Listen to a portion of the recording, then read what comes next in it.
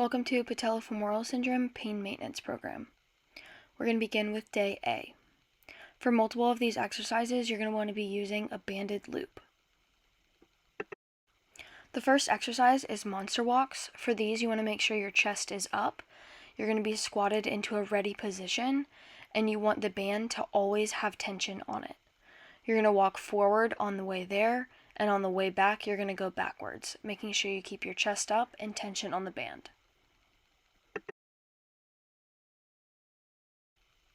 Next, we have lateral walks. You want to keep your chest up, remain in a ready position, and you want to keep tension on the band the whole way while walking sideways. You want to face the same way on the way there as you do on the way back.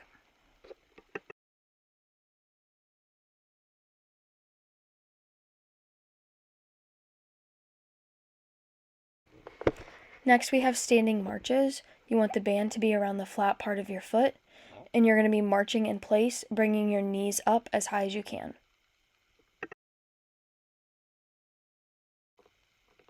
For wall squats, you want your back to be flat against the wall, your feet out in front of you so that your knee is not going over your toes, and you're going to squat down as much as is comfortable.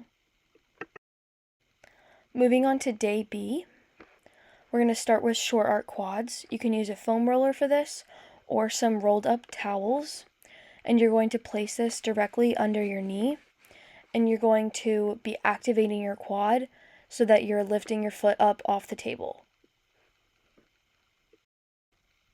Next, we have clamshells. You want to do this first without a band. You want your knees to be directly stacked on top of each other as your hips and your ankles. If this is easy, you can progress to putting the band right below your knees, and you want to make sure you do this on both sides.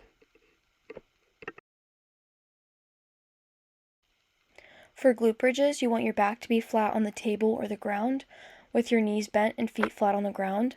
You want to activate both your core muscles and your glutes as you lift your hips up to make a flat line from your knees to your shoulders.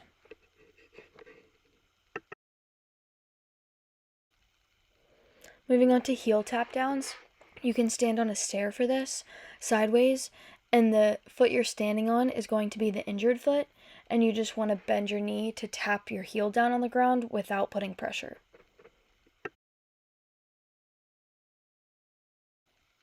For inchworms, you want to start with your feet slightly apart, reach down and place your hands on the ground, and walk them out into a push-up position. From here, you want to slowly walk your feet up to your hands. It's important to keep your legs straight throughout the whole entire process.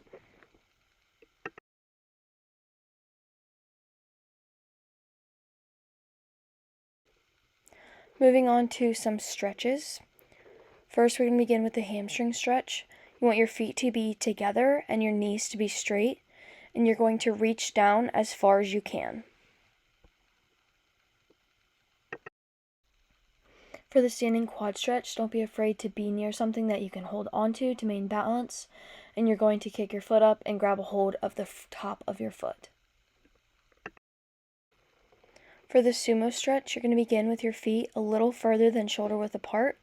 You're going to grab onto your big toe and bend your knees down into a squat position. From there, you want to hold onto your toes and straighten your knees all the way out. Hold that and then go back down to the squatted position and then stand up completely.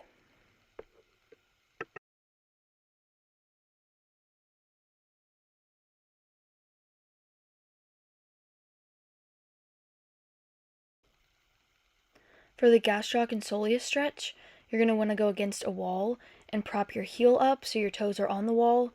Keep your legs straight for 30 seconds and then bend your leg for 30 seconds.